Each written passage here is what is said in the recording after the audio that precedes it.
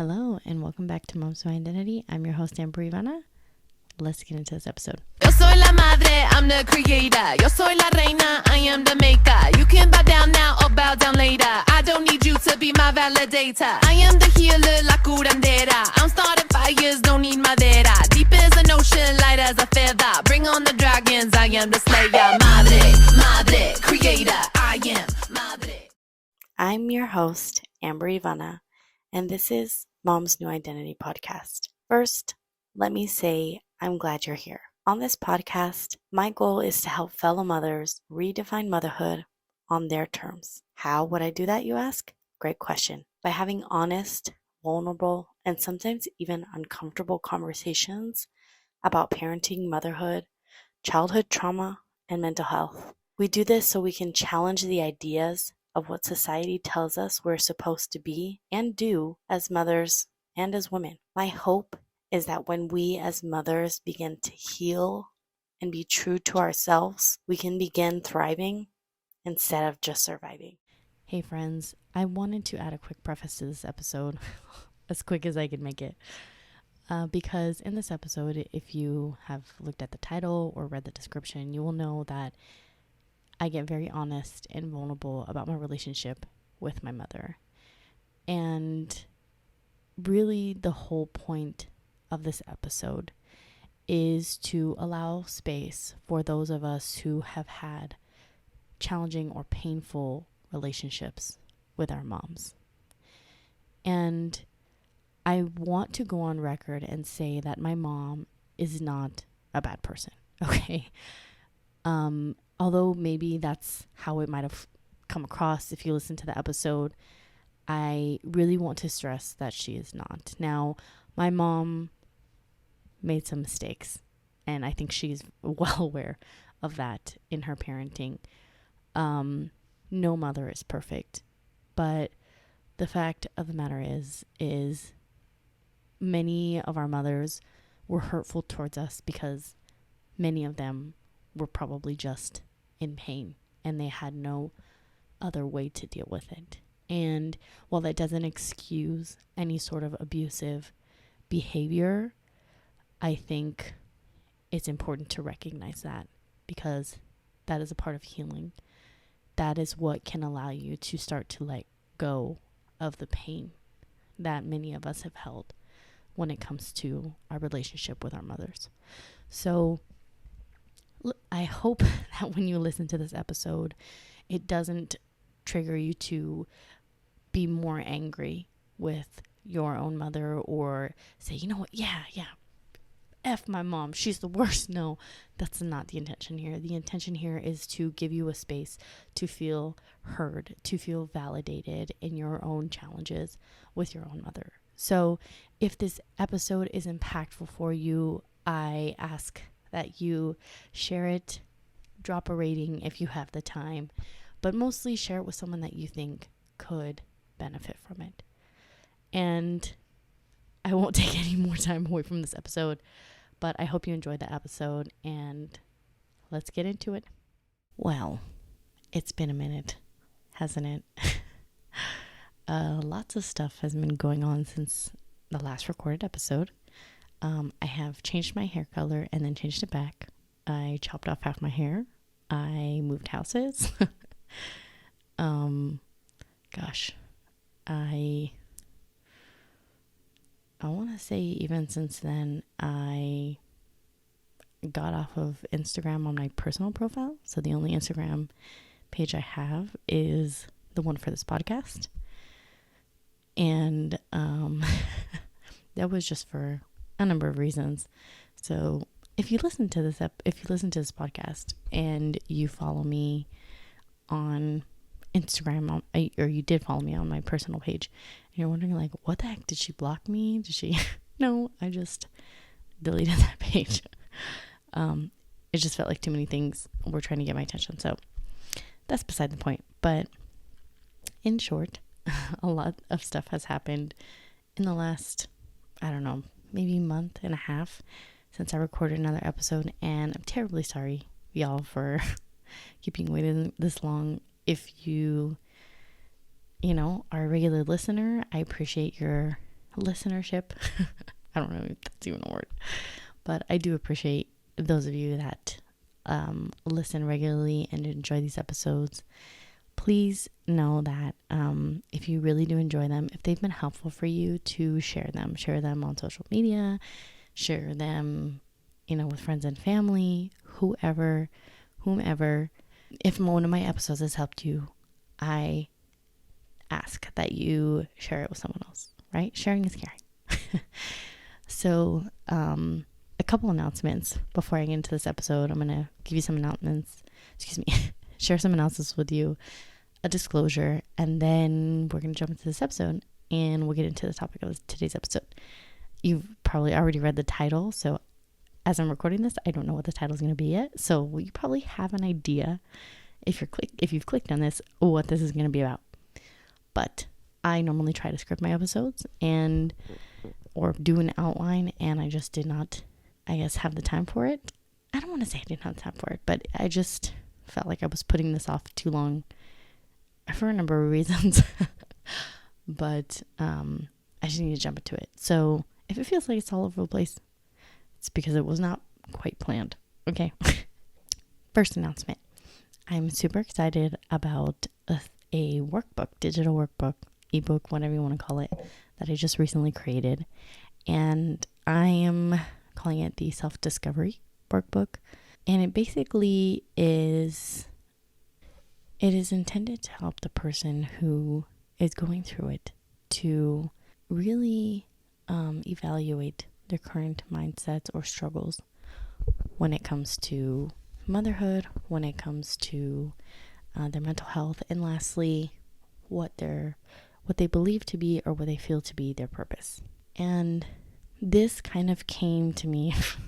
Actually, it's something that I came up with a handful of months ago, and just kind of sat on it and wasn't sure if I wanted to share it or whether it was good enough to be shared.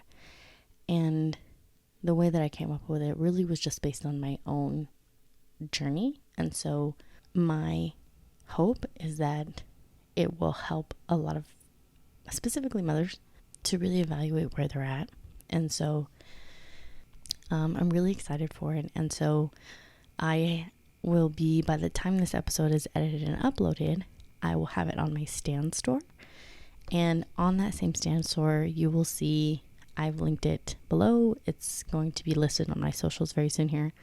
You just have to basically provide your email. Now, just a simple disclosure, when you do that, you will be added to the email list, and that email list will start to be just a bi-weekly newsletter giving you updates about podcast episodes, etc., etc. But the thing I think I'm most excited for is that very soon here, and you'll probably see it if you go and request a copy. And by the way, that workbook is completely free, so do with it what you will. However, I am going to be very soon here offering coaching to help people who maybe need a little bit more guidance, or a little bit, just guidance or direction when it comes to that workbook. Some people will take that and be like, okay, I see what's going on here, and maybe these are the steps that I need to take. And some people might look at this and be like, okay, I know all this stuff, but I don't know what to do next. And my goal of coaching is not necessarily to tell you what to do. I don't want it to be that at all, because I am only one person.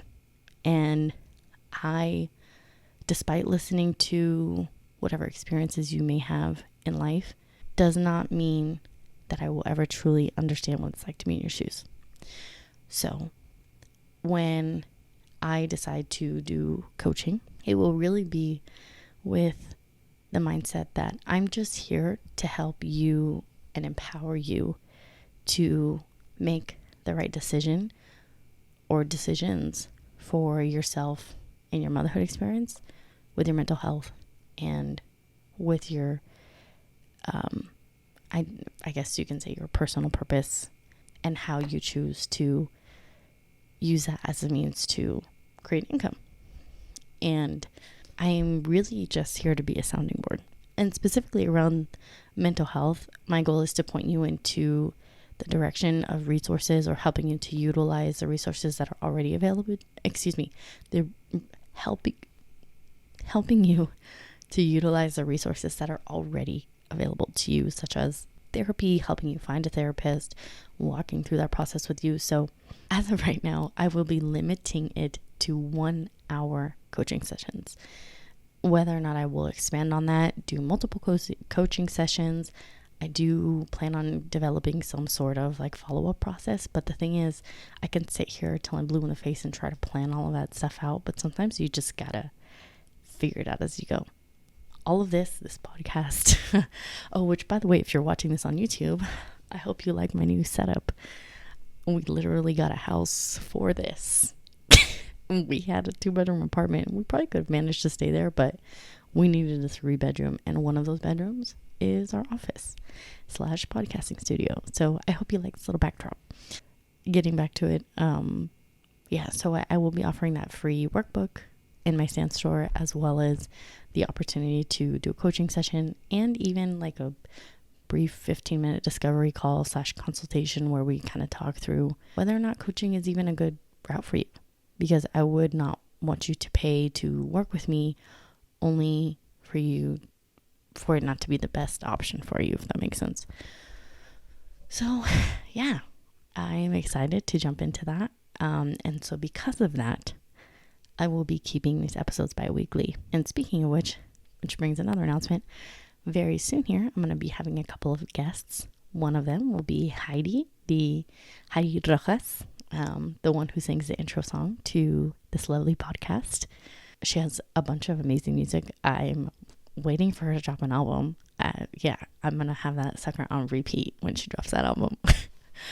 And then Tiffany, whom she goes by the Wellness Champion, and we became mutuals on TikTok, and I just really loved her content and some of the things she talks about. It's neurodivergent friendly, which, I need. I am. So I'm excited to have them on, and currently working on getting some more guests on here. So if you're interested actually in possibly coming on here to share your motherhood experience, your healing journey, and you're working on building an active following or have social media presence, send me an email. I will drop my email link in the description below. It's always in the podcast show notes, but it's also available on this mic keeps falling over. It's also available on my Instagram page. I think there's just an email button if you want to go on there too. But I think that's kind of sums it up for the announcements. But next is the disclosure. Everything that I discuss in this podcast is really for educational, and some would even say entertainment purposes. And because of that fact, I need you to know that I am not a licensed professional. I am just one person. I'm not a therapist. I'm not a psychiatrist. I'm not a psychologist. Okay. So everything that I share really comes from my own experience, my own opinions, my own research, my own learnings between books, podcasts, etc. So take everything that I say with a grain of salt, and just know that everything that I share may not necessarily apply to your situation. And the best thing that you can do is to seek professional guidance if you're really struggling or if you're in a really difficult place. When it comes to mental health, I'm never going to tell you what you should or shouldn't do because I'm not a therapist. Okay. I may challenge your mindset around certain things, but at the end of the day, I'm always going to encourage you to seek therapy if possible. Okay. I think I'm ready to get into this episode. So today's episode topic comes really as a follow-up to one of my just random TikTok video stitches. I wouldn't say it went viral per se, but it's gotten a lot of attention. It's a lot of engagement. So, and basically what that TikTok video was talking about was some girl was asking about, what is something about motherhood that somebody told you would experience. And I honestly don't remember the question, but basically she was talking about when did somebody tell you something was going to happen to you as a mother and it in fact did not happen. And I just decided, I'm going to stitch this with my own personal story. And that story was about my own mother who made a comment to me about having a daughter and how I was more or less getting my payback to experience what difficulty we put her through, her daughters, myself included, and how we were so emotional. And I basically just said, like, in retrospect, now as a mom to a son and a daughter, that her saying that was very problematic. I used a couple choice words, but it was very problematic. And I basically, in that moment when she said that, didn't say anything. And then later on, I came back to it and was like, hey, maybe it wasn't that we were too emotional, we were too much. Maybe it was just that you didn't know how to regulate your emotions, and so it felt like too much for you. And she didn't say anything. She wasn't like, oh, you know what, you're right. It wasn't like, yeah, you know what, I need to work on that. It was just kind of like I look like, damn, maybe she's right. And then she didn't say anything else after that, and she kind of changed the subject, which who knows if it settled in. But one thing I will say is, honestly, she might not even remember that conversation. She would probably tell you that she doesn't recall having the conversation. But here's the thing, I remember it very vividly. I remember where we were standing. I remember, like, when she first said that versus when I called her out later on. I remember all of that. So it definitely happened. One thing that I don't know that I've been very clear about in this podcast is that I have more or less an estranged relationship with my mom. And not so much estranged that it's like we are super angry at each other and don't talk to each other for, whatever reason. In fact, we were texting just on Mother's Day. We texted each other Happy Mother's Day. And she might even hear this episode. So, hi, Mom, if you're listening. But I made the decision probably close to a year ago that I was going to stop reaching out to my mom. I was going to stop asking her for help. I was going to stop asking her to come see her grandkids. I was just going to withdraw my, I guess, efforts in maintaining our relationship. And it happened shortly after, she kind of just disappeared in a time when I really needed support. And it wasn't the first time that she had done that to me in my life. And I don't need to go into details, but what I will say is that was the straw that broke the camel's back. I had already done a lot of inner work at that point and decided, you know what?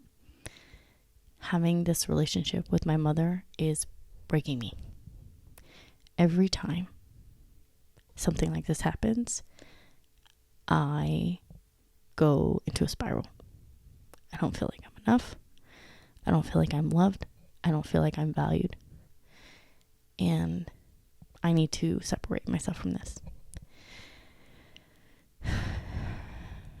Which also meant that I limited her contact with my kids. We had like a family shared album through the iCloud, and sorry, this is kind of hard to talk about. We had a family shared album where I would post pictures and videos of my kids, and she would always comment on, how cute they were and how adorable they were. And yet she never reached out to me and asked to come see them, or asked how I'm doing, or how I'm adjusting. Meanwhile, my dad would probably text me every day. Every day. He was there most days, honestly, helping me. And I realized that having her on that album, talking about how much she loved her grandkids and how adorable and how funny they were, yet she did not make an effort to come see me or them in person, it hurt every time. Every time she made a comment. Every time she reacted to a video. And so I decided to take her off and take those feelings away. And that's when I got her attention and kind of kept my distance at that point. It very quickly turned into, we're not really talking. We're not really in communication. She tried to reach out a couple times.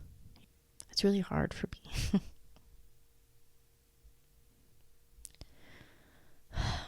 Sorry, I'm trying not to get emotional here. Every little girl needs their mom. Every girl. And when I think about this, it hurts me so much. But you know what hurts more? Having her around and then her hurting me. No, she's not perfect. No one is. But here's the thing. A lot of the things that my mom has done to me and my siblings from the time we were children up until adulthood always involved putting her needs first, to the point where our emotions, our needs were almost completely disregarded. I'm not the first of her children to go no contact with her. I was the second. It's been hard for me because I think about how hard it is being a mom. She would say to me sometimes, imagine if your daughter did to you what you're doing to me. And I tried to imagine it. And quite honestly, a lot of the things that my mom has done over my lifetime and continues to do, I would never do to my daughter. I'm already at this point in my daughter's life. She is going to be turning 3 very soon here. I'm already a very different mother than my mother was to me at that age. Granted, my mom was in a very different place in her life. She was much younger than I am. And so that kind of brings me to my next point, is that you can have compassion and forgive someone in your life that has hurt you and not keep them in your life. I'm going to say that again. You can have compassion for someone and even forgive them for how they've hurt you if you choose to, and not have them in your life. Many of those people who have hurt you will tell you that that's not actually forgiveness, but the people you forgive and how you forgive, that's your choice. That looks different for every person. You see, you can forgive someone who has hurt you and release yourself of that. Release yourself of the anger and the resentment and the hurt that that person has caused you, and they never even have to know that you forgave them. In fact, there was a really good TED Talk about forgiveness that my dad had sent to me, where she talks about the different levels of forgiveness, or the different types of forgiveness. And I'll link that in the podcast show notes as well as the YouTube description. But she more or less says that there's different ways to forgive people. And some of those ways involve not ever telling that person, not ever letting them back in your life. And if there's one thing that I know for sure, is that, quite honestly, I don't fault my mom for some of the things that she has put us through. I know, and I've said this to her, that a lot of her actions, not that they were justified, but more so that I understand why she would do what she did.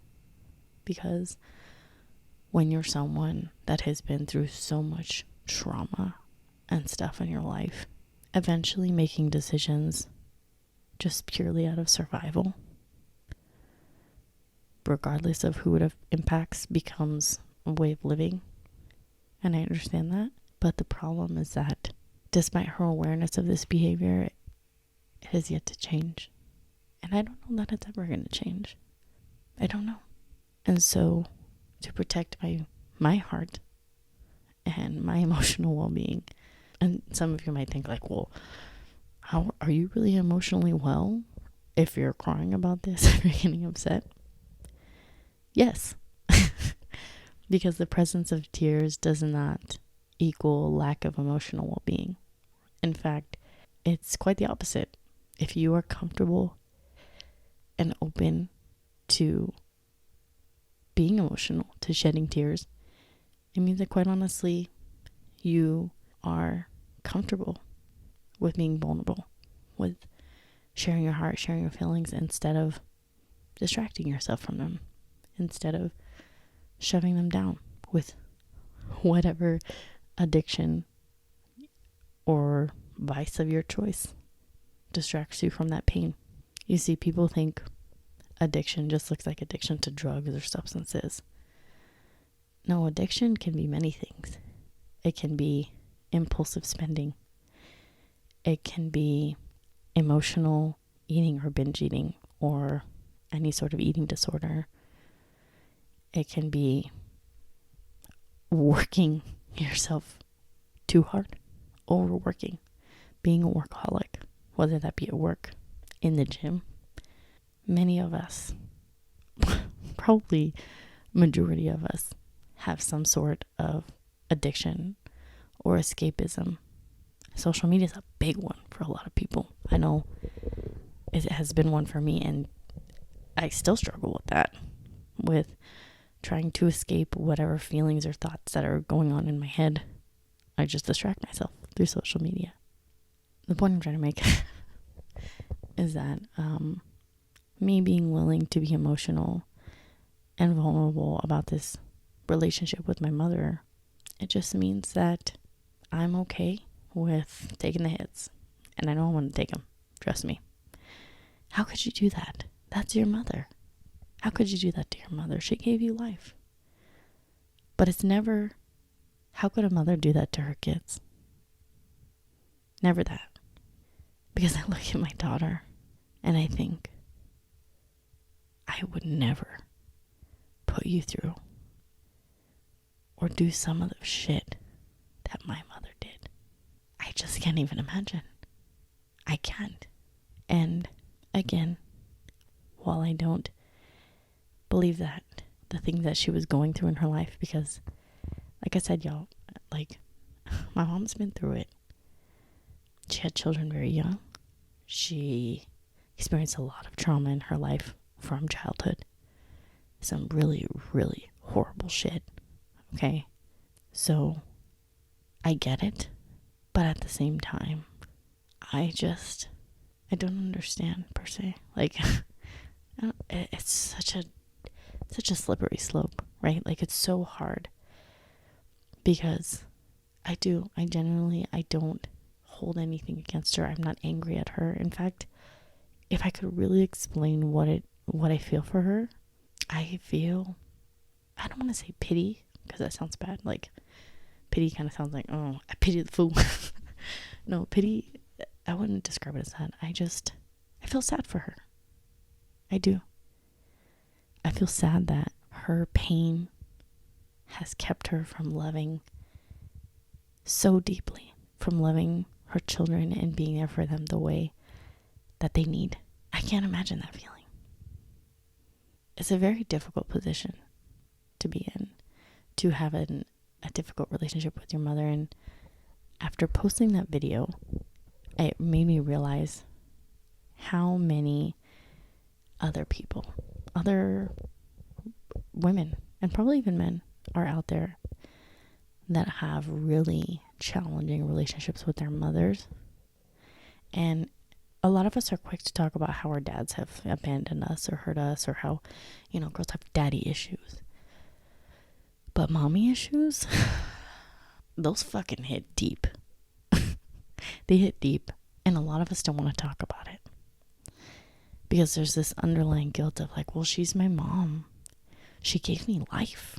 Like, she carried me in her body, or, took care of me as an infant, like, she did all these things. She sacrificed her life and da-da-da-da-da. And like, I can't like just cut her off like that. And here's the thing. Yes, your mother did do those things for you, but that was a bare minimum requirement. Taking care of you and loving you, that was a bare minimum requirement to becoming a parent. And see, the challenging thing is that A lot of women in generations that came before us, when I say us, I mean like millennials and Gen Z, more so millennials and maybe even Gen X, like boomer, etc. A lot of women became mothers because it was their only choice. It was their only option. They didn't choose motherhood. It was more or less forced on them. What I mean by forced is that a lot of women didn't have the space to choose to be child-free and not be looked at as an outcast, as someone who is not fulfilling her God-given purpose, as some would say. For a woman to choose to be child-free and know that that's the right decision for her, I fucking applaud you. Because honestly, to know that that's not for you and to make that decision, that is the most selfless decision, dare I say it, for someone. Because I heard this once on a podcast with Jamil, I think is her name. She's awesome. Raging feminist. She's amazing. She's not for everyone, but I love her. She's amazing. And I was listening to a podcast with her and with an author. I apologize, I don't remember her name. But they were talking about being child-free. And one of the things that they said in there is that for a woman to choose to be child-free, a lot of times the response is, well, what if you regret it? What if you regret not having kids? What if you regret it? And one thing she said that never really dawned on me or never occurred to me was choosing to be child-free and possibly maybe living with the regret of never experiencing that and wondering what if is a hell of a lot better than having children and then regretting becoming a mother. Because it's not just you that suffers the consequence of that, it's your children. And whew, that fucking hit me. That hit me so hard, dude. I know y'all are maybe not dude, but bruh, whatever. That shit hit me so hard. I was like, oh my God. That explains why so many of us are so traumatized. Because if we're being real, a lot of our moms probably became mothers and realized, I do not like this shit. My mom even said that to me. She said, if I didn't have you kids, I would have chosen not to be a mom. But she didn't necessarily have that choice. She got pregnant really young. And choosing abortion just didn't feel right for her. Or adoption. You see, we will never understand what it's like to be in the shoes of a woman who is pregnant with a child whom she knows she is not ready for, and to be faced with the decision of, do I want to go through with this? Do I really want to birth this child and experience this? And when a woman has to choose or makes a decision to terminate a pregnancy because she knows that she cannot give that child the life it deserves, I don't think that she is happy about that decision. And that's something that I think a lot of pro-lifers don't understand. The thing is, it's never an easy decision. I've never experienced this, okay? I've never had to make that decision. But what I can say is that I'd imagine that you really don't know if you made the right decision until very much later in your life, when you've matured, when you've looked back and you've said, yeah, you know what, I wasn't ready to be a mom. And had I had that child at that time of my life, I would have traumatized the shit out of that kid. I wouldn't have been the parent that child needed. So before you judge a woman's decision to terminate pregnancy solely off the fact that, because there's many reasons why a woman would need to do that. If you choose to judge a woman solely off the fact that she terminated pregnancy because she knew she wasn't ready to be a mother, please consider how many people there are already in this world who were raised by a mother that shouldn't have been a mother. And see, the thing is, the pro-lifers that can't wrap their fucking minds around that they have probably lived a pretty decent life. They probably had a decent mother.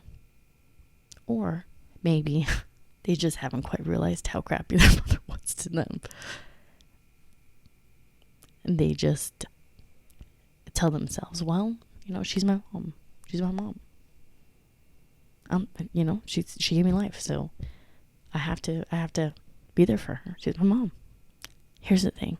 When my daughter is an adult, I am not going to make it her responsibility to maintain a relationship with me, because I have seen my dad make a conscious effort to maintain a relationship with his kids.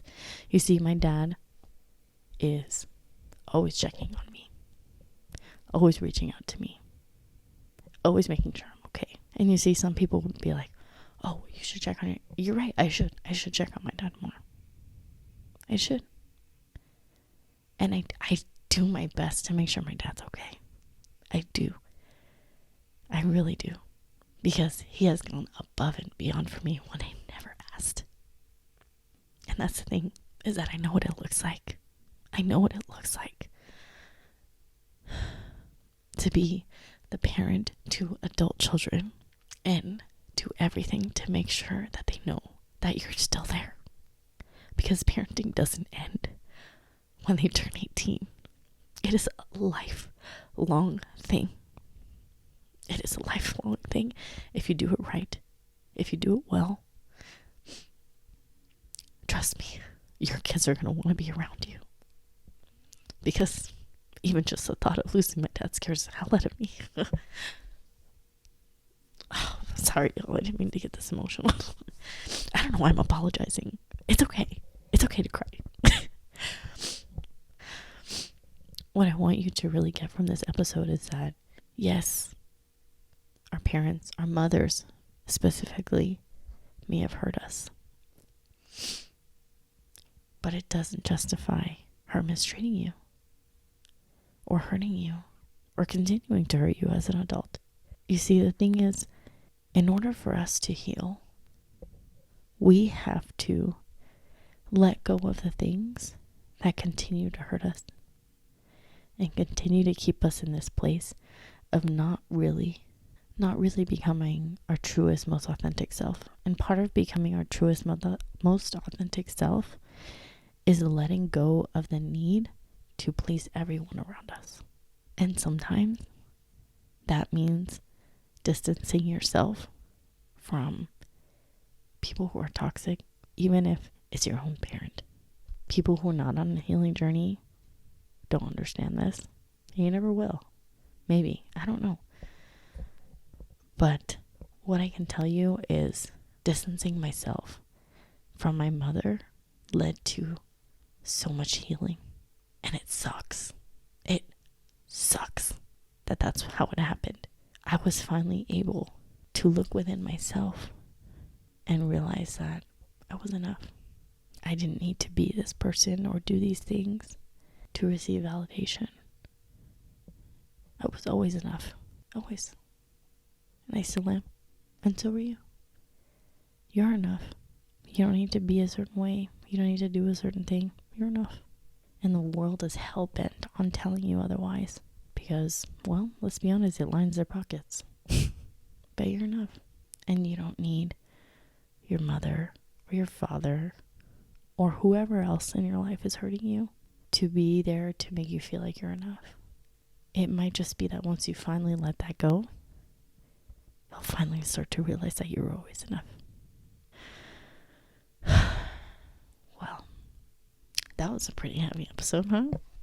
Hope you all were crying in the background with me. And if you're watching this on YouTube, I just want to make a reference here to this bookshelf, because these books specifically these four, were life-changing for me. The 4 Agreements, Untamed, How to Do the Work, Think Like a Monk. Atomic Habits was a good thing, but still kind of borderline, like, self-help, hustle culture, written by a cis white man. Some of y'all don't like when we use those words, but I really don't care. Hood feminism, that is this book.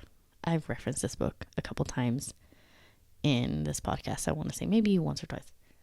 This book is really good. If you consider yourself an intersectional feminist, or you want to be a better intersectional feminist, you need to read this damn book. Yes, absolutely. This one, You're a Fucking Awesome Mom. Oh my gosh, so good. She makes a lot of points talking about like social media and how it's represented on motherhood and how we need to create better community. Honestly, I might go back and read that book because I read it quite a while ago, but it's really good. It was gifted to me and it was a really good book.